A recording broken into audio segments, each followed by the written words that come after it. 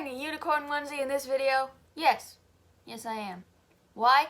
I was too lazy to get dressed. Let's get into the topic of this video. You read the title. You know what this is about. This is how my gayness somehow overpowered my fear of needles. Okay, so something you need to know before we get into this video. I am a post-cancer survivor. Yay. And starting a few days ago, I have to go to back to the Texas Children's Hospital every year just to make sure that there's no cancer cells left in my body. There's this term called long-term survivor, meaning someone who has gone at least 5 years without any new findings of cancer, which I have now reached that goal of, well, it's been 4 years, but they're letting me go early. So, yay. Okay, let's go back to the plot. So this particular day I went to the hospital. It was 2 days ago. I mean, it was probably more by the time this video comes out.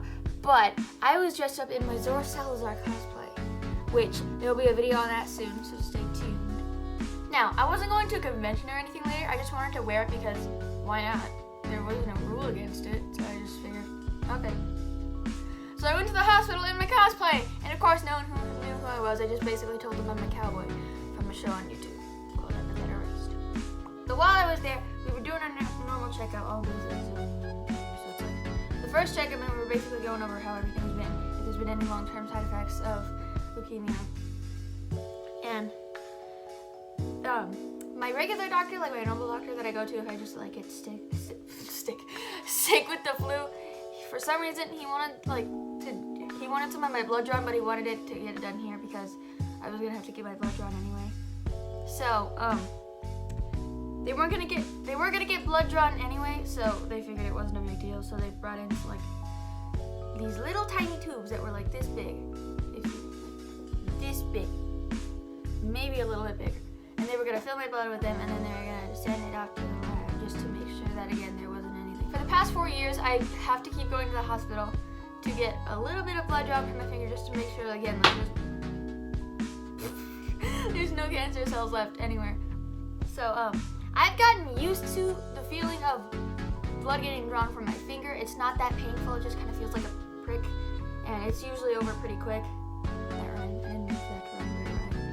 This particular day, for some reason, they wanted to draw blood from my arm, not my finger, which worries me more because it's more painful and the pain lasts longer. And so anyway, the nurse lady was feeling around my arm. She had the blue band tied around me, which, can I just say, that was the second worst part because it just tightens around you and it just feels like it's I don't even know how to describe the pain. It's terrible. I hate it. Back to what I was talking about. So she was feeling around this first arm, my right arm. She felt one vein, but she wanted to check the other one just to be sure there was something better. So she was feeling around, and she asked me, hey, is it okay if I do this arm because I felt the vein here, but we're gonna do it in your hand. So I was like, yep, sure, of course, because it's better than doing it right here, where my elbow is. So she undid the band, and they gave me this little tiny rabbit that I named Ramsey. He was like this big. I forgot to bring him in for the video, but his name is Ramsey. So I was holding on tight to him, and they had me close my eyes because they probably figured that I was gonna start having a panic attack, which they weren't wrong. But it wasn't a panic attack that you could tell was happening because I was thinking, and I was sweating. Yeah, so basically a panic attack, but less visual. And I kept thinking to myself, because I was still in my Zora Salazar cosplay, do this for Zora. Zora wouldn't cry at a needle. She got electrocuted the crap out of in the very last episode. Fire. Oh, shit.